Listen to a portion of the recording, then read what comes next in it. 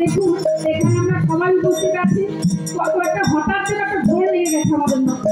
কেন? তিনি উপস্থিত আছেন বলে। তাই বলছেন তিনি যে এই যে বললাম আলোর বাণী উজ্জ্বল হলো দিচ্ছে, আজকে আলোর বাণ লেগে গেছে জানো কেন? তিনি উপস্থিত আছেন আমাদের মধ্যে, তাকে কেন্দ্র করে সবটা হচ্ছে। তাই জন্য কিন্তু আলোর বাণে উজ্জ্বল হয়ে গেছে তিনি, সব আঘাত আমাদের থেকে গেছে, কোনো আঘাত নেই। তাই তাকে ধরেই চলতে হবে। সে ইন্সপিরেশন পাই আমরা এই এক একটা উৎসবের মধ্য দিয়ে।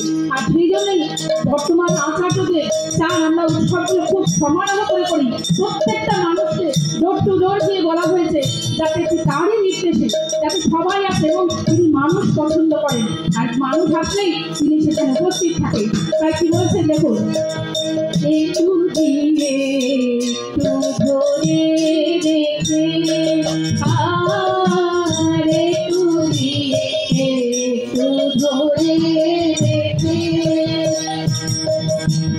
পাওয়া কি আর জানলে কবু তাতে একটু দিয়ে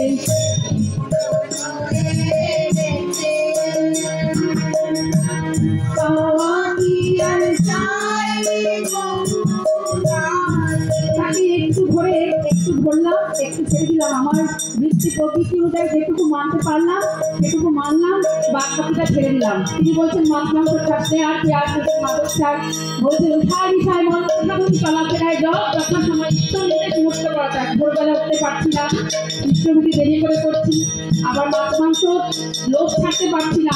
তাই শুধু দাদা বলছেন দেখুন, একটু দিয়ে একটু ধরে রেখে